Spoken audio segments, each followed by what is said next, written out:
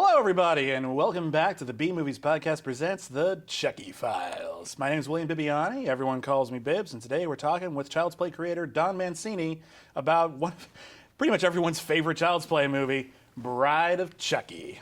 Chucky's back, but this time, there's more to fear. Because this time, he's got a playmate of his own. Bride of Chucky. Bride of Chucky, a great horror movie, and Katherine Heigl's best film by far. I agree. Yeah, this movie is a major shift in a lot of different directions from the rest of the franchise. You're really embracing the humor now. We're starting to even sexualize him now in a very interesting way.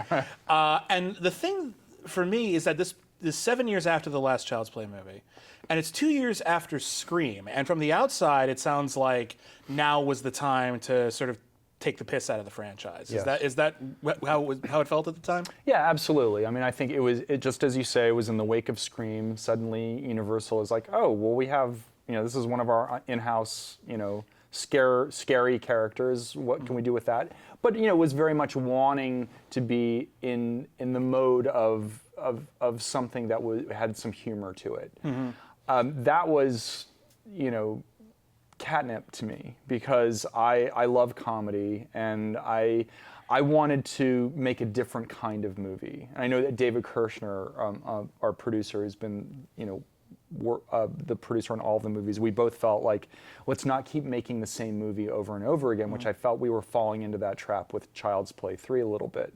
So by reinventing it as a comedy, by embracing the absurd elements that are latent in the material anyway, acknowledging them and turning them to our advantage by creating this other character, we just felt like we could reinvent it in a way that could be really fun.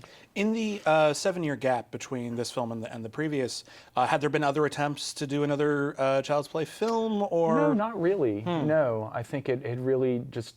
I'm trying to remember what was going on in horror at that time. It was kind of a dead zone. There was a lot of. I remember there was like in that like kind of films. Early mid '90s before Scream came out. I mean, I'm trying to think. There was In the Mouth of Madness. I'm just like, I'm trying to think. What was John Carpenter doing? It was. Yeah, well, John Carpenter was kind of on his way out as a major force in the genre, which is still a tragedy. Yeah, it was. It was just a bit of an uninteresting period, and then Scream came along and sort of goosed the whole genre. Well, it's like, oh, now it can be witty. Yeah. And I think everyone sort of took it as now everything has to be ironic, but really what I think we should have taken from is now they can have good scripts.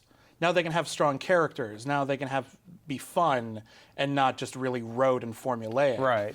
I mean, I also think that Bride of Chucky is very different from Scream. I mean, Scream, Scream, they're self-conscious, but they're not meta in quite the same way that Bride was. You have moments in this, like when John Ritter dies in the film, and he has all the nails in his head, and it's like, that looks so familiar. Why?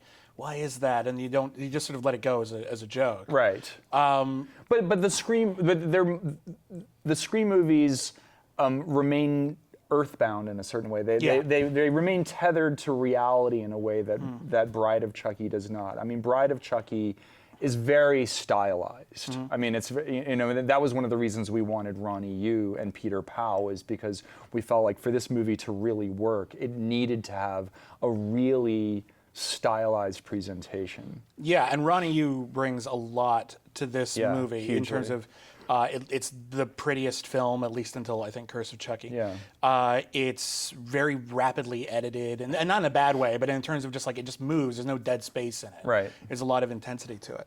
I think a lot of people just fall in love with this film from the opening scene where there's this police evidence locker, and you see Michael Myers' mask and Jason Voorhees' mask and the chainsaw. The chainsaw. Freddy's that whole glove. Sequence was in the original draft of Child's Play 2. Remember, I described to you that courtroom scene was just like, so Chucky was a piece of evidence. Yeah. And so that whole scene that you see in Bride of Chucky was originally going to be in Child's Play 2. All right. So now, but it introduces the idea that all these characters are in the same universe. World, yeah. Yeah, and I always wondered, was there ever any opportunity to do like a Chucky versus at some point? There'd been talk about it. They'd never got very far, but certainly in my own head, there's a lot of talk about it. And David Kirshner and I have talked about it. I personally would love to see Chucky with Freddy. I think that would be a fantastic double act. Other people really are clamoring to see Chucky face off with Leprechaun.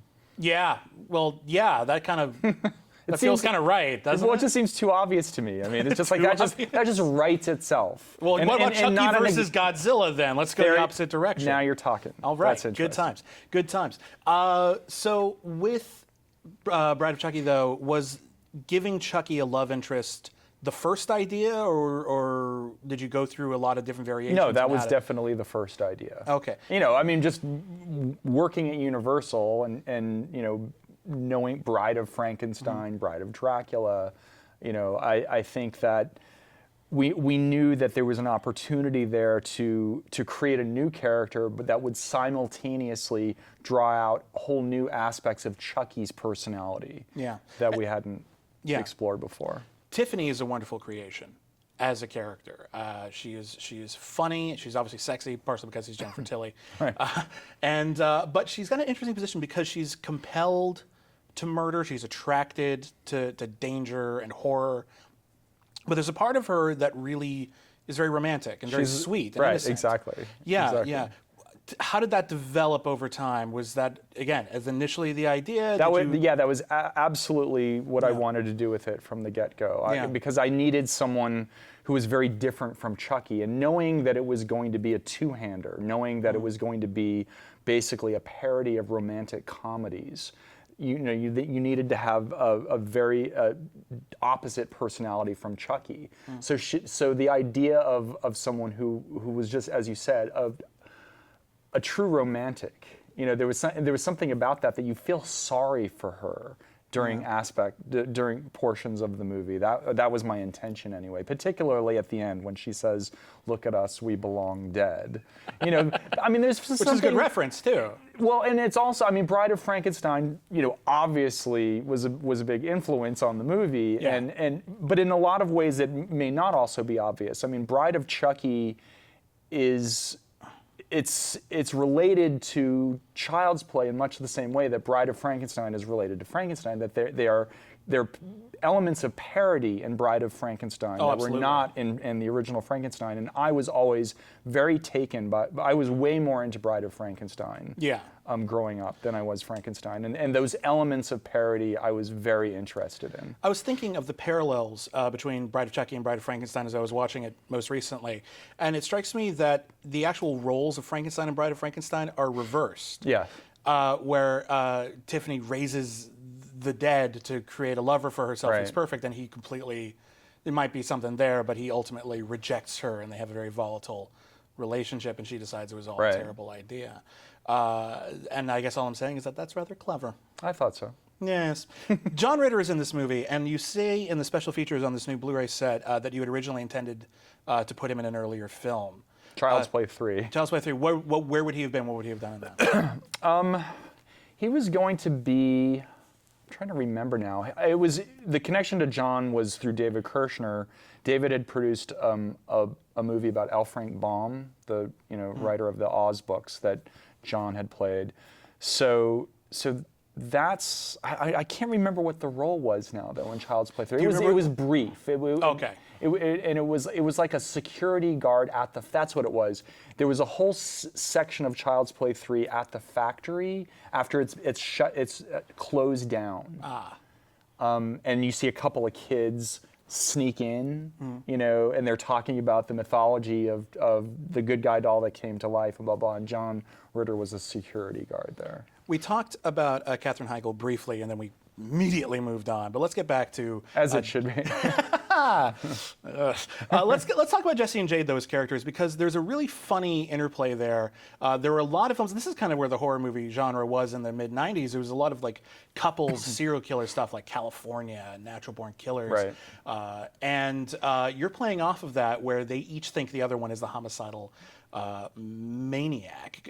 Tell me about the development of that, because that's an interesting, very farcical conceit. Yeah, I see both Bride of Chucky and Seed of Chucky as being farces, in the strictest sense of the term. Not, I mean, people hear the word farce and they think that that's negative, and of course I know that when you invoked it just now, you didn't mean it that way. No, I think it's just a You mean descriptor, right? Yeah. Right, that it is its own kind of classic comedy form of farce, which depends on mistaken identities and slamming doors and stuff like that. Absolutely, that was what we were going for with Bride of Chucky. I always want to make sure to give all the actors something to play. One of my frustrations in horror movies is that sometimes you get the sense that like the characters, and sometimes that's using the term generously, they're just kind of marking time. And, they're just there to serve a function, They're just very functional until they get killed, and I'm sure I've been guilty of that at some point in my career as well. But in Bride of Chucky, by making them, starting off they're in love, but they have this dilemma, or her uncle won't let them be together. They thwart that, but now they're in this desperate situation. Having them suspect one another gave them each something interesting to play for the duration of the movie. Tell me about sex. What would you like to know? I would like to know how far you wanted to go with Chucky and Tiffany in Bride of Chucky, because there's like a roaring fire and there's a silhouette, and I'm wondering, was there ever an attempt to go like Team America on this, like really just play up how ridiculous it was? No, we did it exactly as what you saw is exactly how far we knew to go, because part of the fun and the joke of it was not robbing it of its mystery. Presenting it. You don't want to rob Chucky's penis of its mystery. But to present that sex scene in silhouette. Yeah. And to be discreet about it in the way that many movies in Hollywood are. We just used the cinematic language of the romantic comedy. With the roaring fire, we had at one point when Chucky is pulling off Tiffany's dress, the camera tilts down and we see just a hint of butt crack, and then we dissolve away, because if you see too much, then it becomes less funny. I mean, it really depends on it's funny because you're taking it so seriously. It's funny because you're treating it like a real thing. But then to have them fucking, on screen, I mean, that was hilarious in Team America, absolutely. Yeah. But just like, this is supposed to be a romantic movie, and so to present it in silhouette is better than just to see them just going at it. Tiffany has like an erotic fascination with, in the movie specifically, murder, but I think the direct parallel is horror and horror movies and sort of slasher heroes in some way. Were you seeing this in your experiences with like Child's Play fans, where everyone's just like, Chucky guy, it's kind of hot? Yeah. Yeah? Yeah, I've met, over the years, I've met fans, and sometimes they're a little too into it. Mm-hmm. And I've, been at conventions and met people who wanted to get jiggy with me. And was there anyone jiggyable? Chucky. Like, is there anyone who's... Sure. Okay, sure. Cool. But only if you brought the doll with you? There was someone who had a doll with him. That was just, it was just a little weird. That's distinctive. Yeah. This is what you got yourself into. Yeah, I didn't know. Did you have any idea that this franchise would go on like so long? Did you think about it in terms of a franchise when you first came up with the idea? I dreamed of it, but I never thought it would happen. No, of course, when I wrote it, it was in the hills of Halloween and Friday the 13th and Nightmare on Elm Street. Mm-hmm. They were, and so this was a thing that happened with horror movies and those kinds of anti-hero characters that you love to hate. I dreamed about it, but I didn't really think it would happen. So I felt like I won the lottery. Last thoughts on Bride of Chucky? Is there anything, any particular thing you want to share with people? Well, I think Jennifer Tilly, you can't underestimate, what she brought to the movie. She's a miracle. She's amazing. I wrote it for her. Oh, really? Yeah. I didn't know her at the time. I just knew that she was the person to do it. And again, when I wrote it, I didn't in a million years think that would work out. But it did. Yeah. It was just like, that Bride of Chucky, and I think Curse is another one where, at least from my perspective, I felt that a lot went right. When you are going through the gauntlet from script to screen, the pre-production, shooting, post, so many things can either go right or wrong, and a lot went right on Bride of Chucky. We are going to be coming back tomorrow on the Chucky Files with Don Mancini. You seem really excited in particular about this one. We'll be talking about Seed of Chucky. See you then. Barbie, eat your heart out.